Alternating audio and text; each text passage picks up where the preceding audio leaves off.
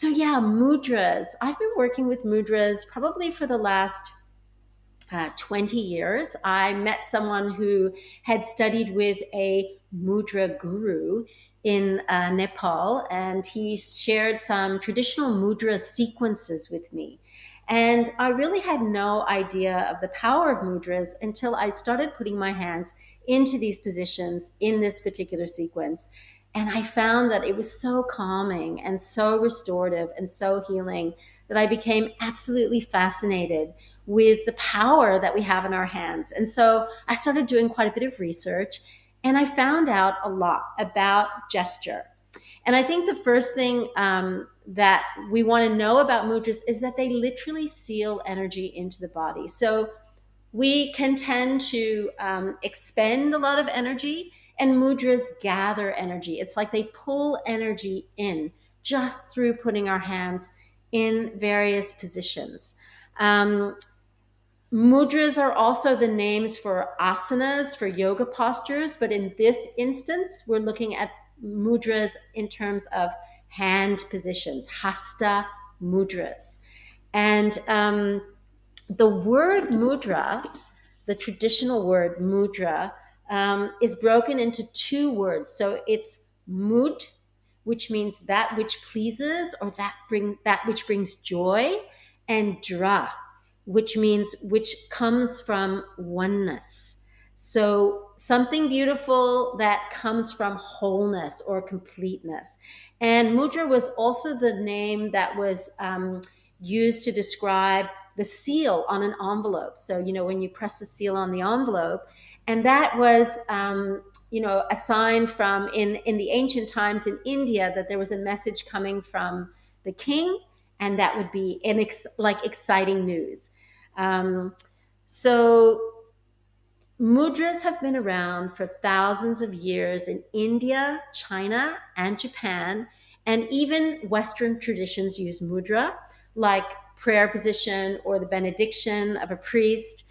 But before there was language, we used gesture to communicate. And that's why we still use our hands when we gesticulate. So gesture came first, and then sound came later. But we all gesticulate with our hands. We all use our hands in some way or other, and some cultures more than others, right? If you think about different cultures which gesticulate with their hands. Um, and so often these hands, when we look at statues and things like that, you would see symbolic marks on their hands. You might see an Om sign or some sort of imprint on the hands of these different deities when we go into temples and things, or we look at statues. So there are literally hundreds of mudra gestures founded by the ancient yogis and the sages, but they, as I said, they're all based on four different hand positions. So those four different hand positions are the open palm, the closed fist, the hollowed palm, and the hands with the fingertips together. So either the fist is closed, the hand is extended, the palm is slightly hollowed, or the hand is open like that. So mudras are the perfect way to calm the mind and the emotions, and they're so easy to do. You don't need any prior experience. As long as you can use your hands, you can practice mudra, which is fantastic. Um, so why are mudras so effective? So this goes a little bit into yogic science. So according to yogic science, health and illness begin in the subtle body, right? So the subtle body is made up of prana, of life force. Some of us talk about chakras in the subtle body, which are wheels of energy. The subtle body is also the mind, because the mind isn't tangible, but we know that we think and we have thoughts. And so when we look at the mind, we're looking at thoughts and ideas, but you can't catch a thought, right? You can't find a thought. You can think a thought and you can be aware of your thought, but you can't hang on to a thought. It's impossible. So when we're dealing with stress, we're dealing with the thoughts, right? Our thoughts are what create all the havoc in our lives, and getting carried away with thoughts and getting lost in our thoughts. And the thing is that we don't realize that thoughts are like caller ID on our phone. You can take the call or you can put the call down. So thoughts are suggestions, they're not commands. So the problem is that when we take a thought to be real and we get lost in a thought and we think of it as a living, breathing entity, um, then we react at the level of the thought, and that's when the stress cycle begins, right?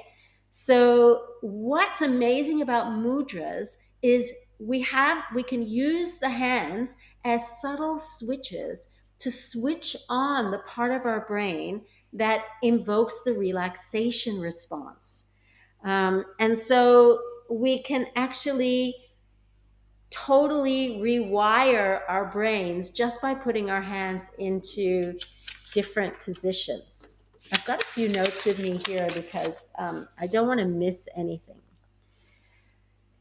So when fingers touch each other in a mudra, the motor cortex switches on, and that's our leopard brain. So that's the part of our brain that is responsible for the fight or flight, but it's also the part of our brain that's responsible for relaxation.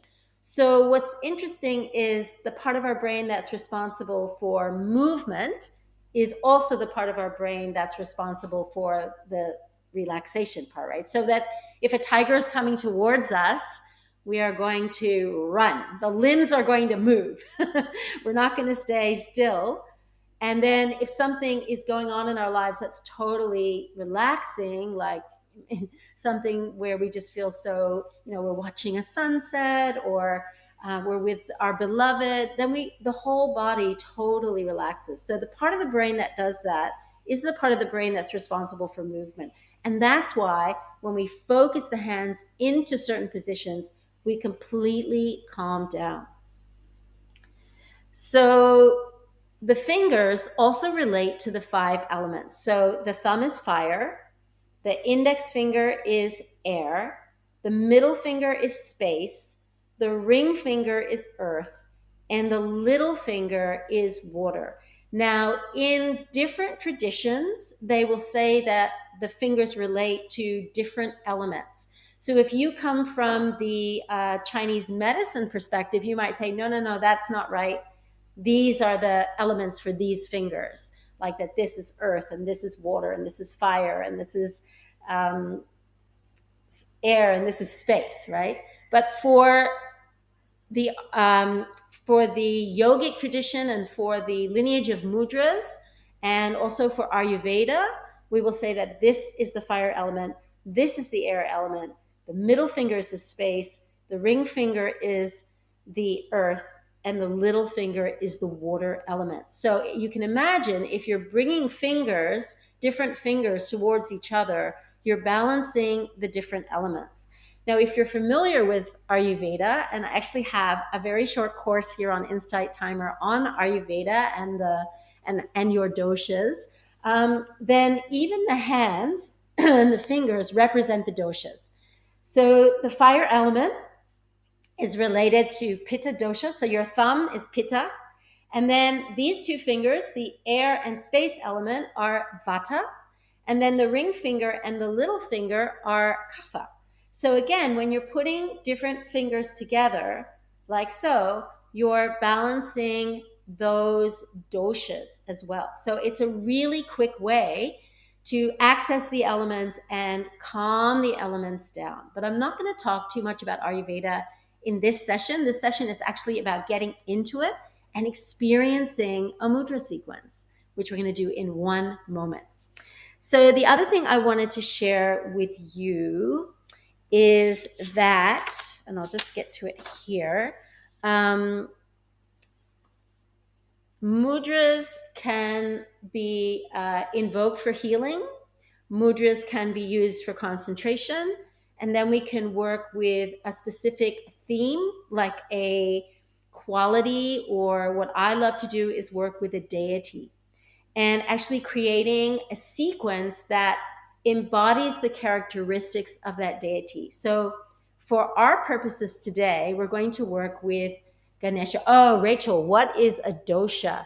Okay, so a dosha is your Ayurvedic constitution, right? Which is made up of the elements. So we all have five elements in the body, but some elements predominate more than others. So some of us are more fiery, some of us have more water and earth, and some of us have more air and space in our system. And like I said, I talk about it a lot more in a couple of tracks on Insight Timer, or I have my course. We can find out more about it. But it's a beautiful way to connect with yourself and understand which elements predominate and then what you can do to balance those elements. I hope that makes sense. Yeah, check out the course. All right. So, as I said, mudras can have a theme, and we're going to work with a specific theme for our mudra sequence today, which is Ganesh. Now, if you don't know anything about Ganesh, Ganesh is a deity who has an elephant head and he has a human body. And his story, just very briefly, his story is that he was fashioned out of clay by Parvati, and Parvati was Shiva's consort. And Shiva was, he's the big deity who's always meditating and up on the mountain and everything.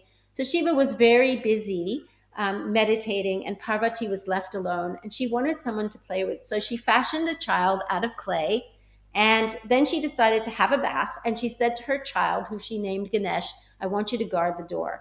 And while Ganesh was guarding the door, Shiva came home and didn't know who Ganesh was and was sort of saying, what are you doing here? And Ganesh didn't know who Shiva was. And so Ganesh said, what are you doing here? You're standing at the door to Parvati's bath. You mustn't be a good person. And he just chopped off the kid's head. It's pretty gory. And the head sort of rolled down the steps. And then Parvati comes out of her bath and says, Shiva, what are you doing? That's our son. And he freaks out and he doesn't know what to do. And just as he happens to see the head rolling, he sees an elephant coming past.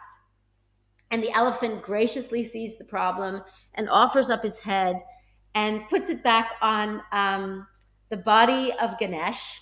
And then we ended up with Ganesh with this elephant head. So Ganesh represents abundance, prosperity. He's the leader of the troops. So it's a leadership energy. He's also a scribe, so the ability to write things.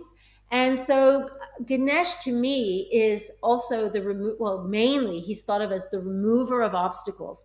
So he's always worshipped before any other deity. You'll often in India see Ganesh at the doorway, or if you're looking at, say, a Shiva Lingam or a kind of any in the temples, you'll always see Ganesh there, and he's everybody's favorite deity. So I thought it would be really beautiful for us for our first time together in this live event to experience the beauty of Ganesh through mudra.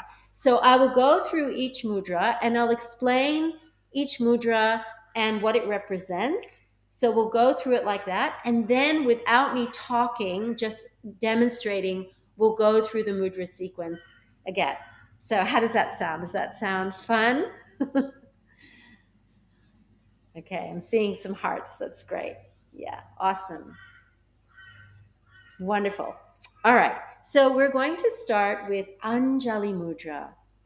So we all know this mudra. And what's beautiful about mudras is you can do them in any situation. You can do them sitting upright. You can do them lying down if it's not comfortable to sit upright, in a chair, however you like. So if you're sitting, obviously you're sitting at your computer right now. Yeah, you might like to sit here. I'm going to sneeze. Hang on. Oops. Maybe not. Excuse me. Okay. So let's start in Anjali Mudra. And when we do mudras, there's nothing special we have to do. We don't do any special breathing. We don't necessarily do any thinking. Yeah, we've got crows nearby. That's why it's so loud. Apologies. They're very noisy, and I think they think we're going to pat them or something. They're kind of like dogs here, the crows. All right, we're in Australia, so. All right, so like I said, there's nothing you need to do. And while you're holding Anjali Mudra, just close your eyes for a moment and just notice how it feels. So imagine the forces of the sun and the moon coming together and balancing your entire system. Bring both hands together and feel the pressure between the left and right palms. And we start our sequence with this mudra, and we end our sequence with this mudra. So next, we're going to turn our left palm upwards and our right palm downwards. And then we're going to hook the fingers. And then on the inhalation, and we're going to hold that at the heart. Oh, bye, Rachel. Have a nice day. No, they're not magpies. They're definitely crows. Okay, so we're going to pull the fingers away as we inhale.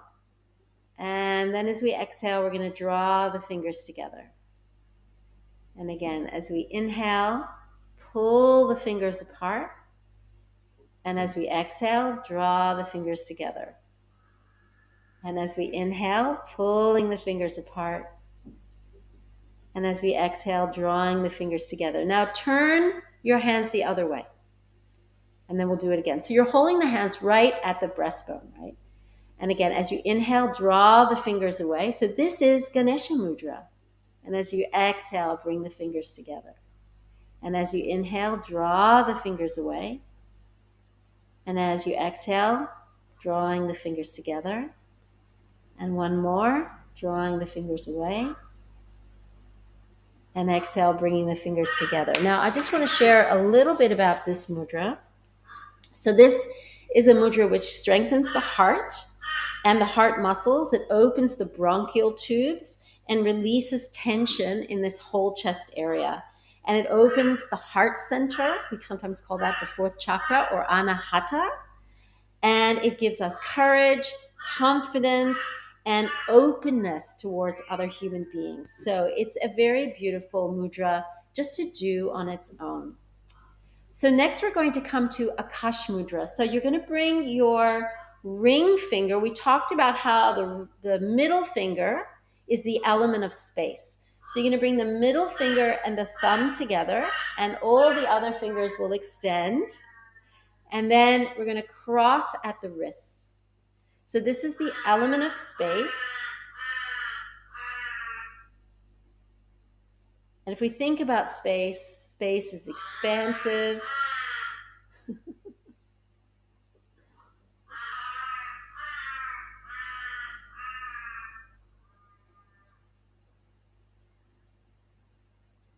And just hold this mudra and just notice how it feels. Feel that expansiveness of space, the openness, the lightness.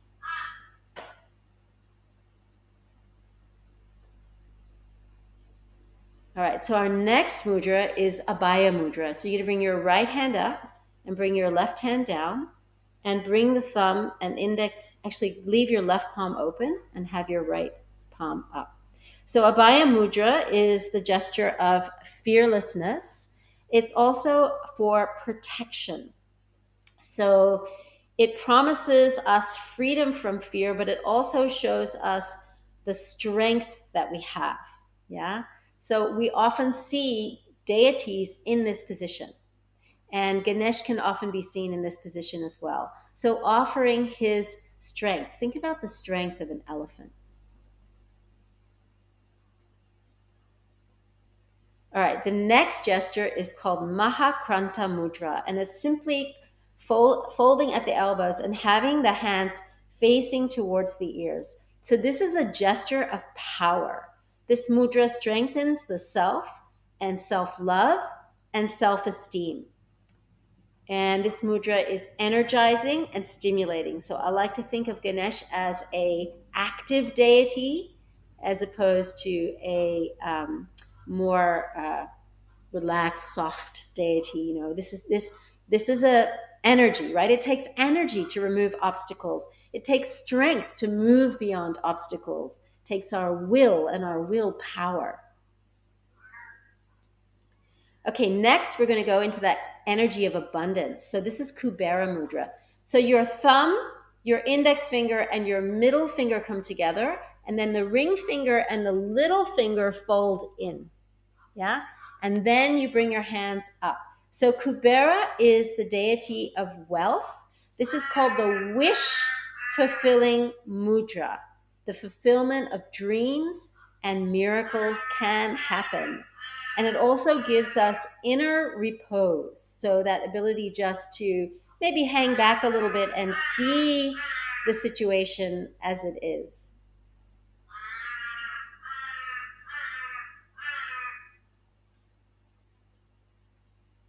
Okay, next, we're going to bring the thumb and middle and ring finger together. So a little bit like we're going to party, right? And then we keep the other mudra there. So Kubera mudra stays the same, but we extend the fingers. So we extend the ring finger and the little finger, and we extend the thumb, the index and the little finger.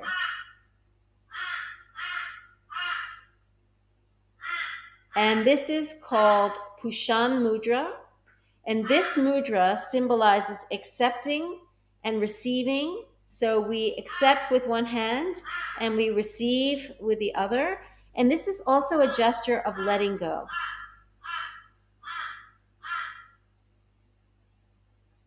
And it's nice just to breathe in and breathe out. So imagine you're receiving the sound of the crows in my background here, and letting them go.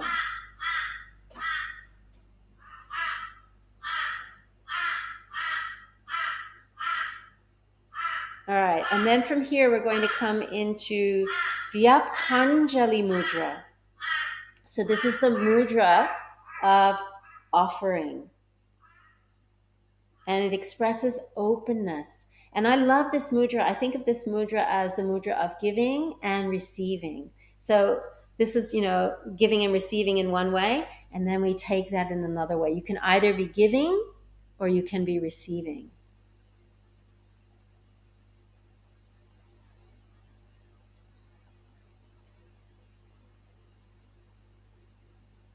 And then from here, taking that energy and bringing the thumb and index finger together, and like a little jewel, resting it at the heart, and then bringing the thumb and the index finger on the other hand and resting that right on the thigh. Excuse me. And this is Gyan Mudra. And the question is, are we a drop in the ocean, or is the ocean in a drop? I think the ocean is really in a drop.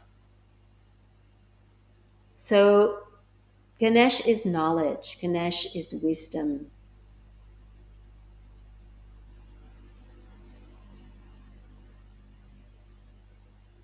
All right, and then the last mudra is Nirval Mudra, the mudra of self.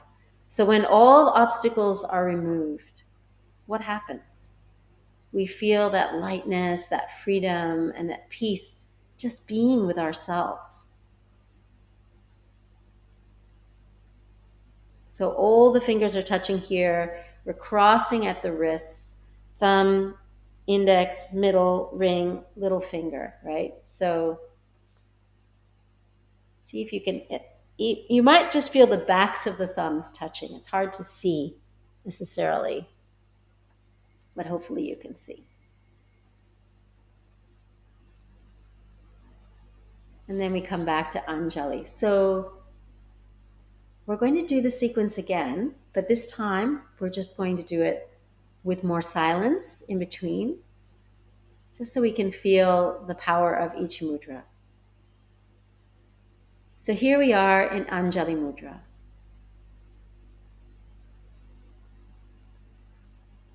Closing the eyes, just feeling our hands touching, noticing the breath.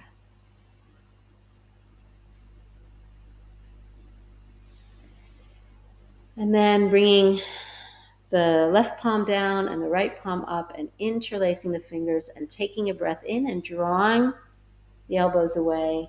And as you exhale, bringing the arms together. And again, as you inhale, drawing the elbows away.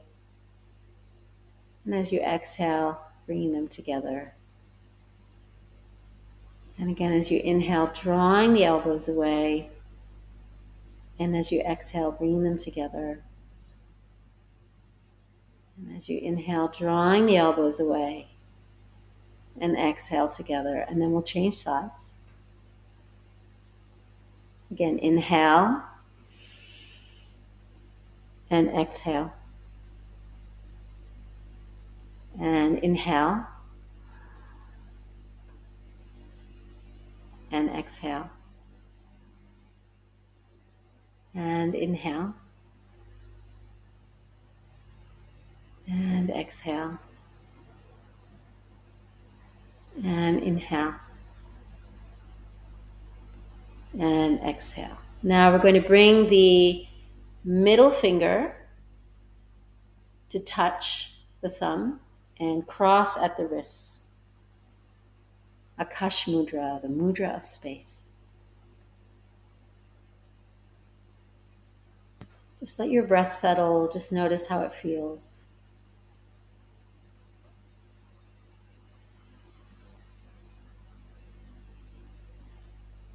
And then lowering the hand and raising the other arm up, coming into Abhaya Mudra, gesture of fearlessness.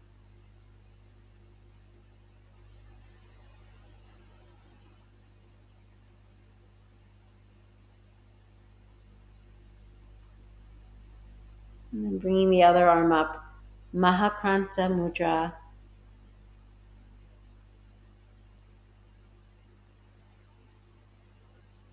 And then bringing thumb to touch middle and index finger, folding the other fingers in, the mudra of wealth, of magic, of wish fulfillment, Kubera Mudra.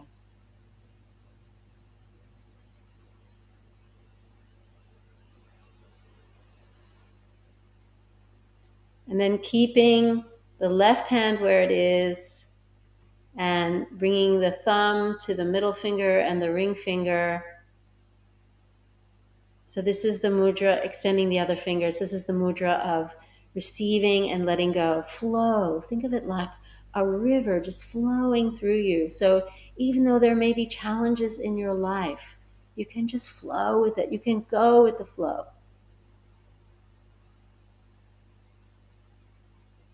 And then offer it all up. Give it all up. Let it all go. Let Ganesha take those obstacles away.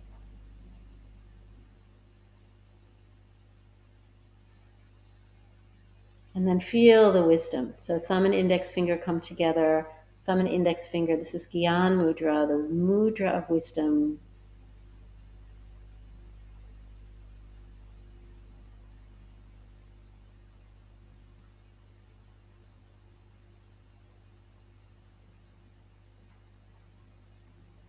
And then we're going to cross at the wrists and just connect. Close your eyes and just be with yourself.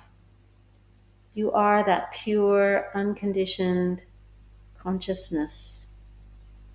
Pure love, pure light, nothing in your way.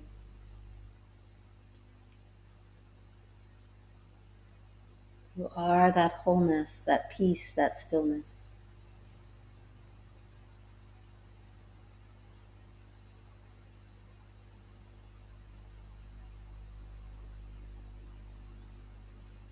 And then when you're ready, just coming back to Anjali Mudra.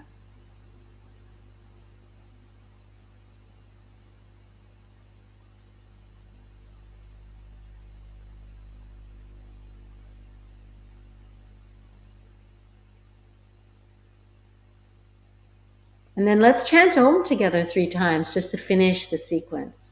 So take a big breath in.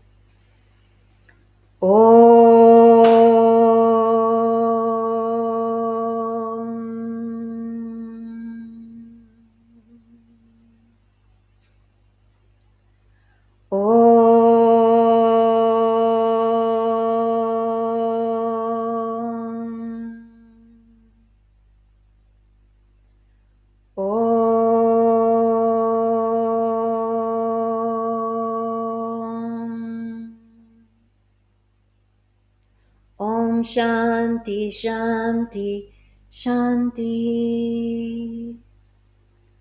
Sri Gurubhyo Namahe. Hari Om. Om Jai Ganesha.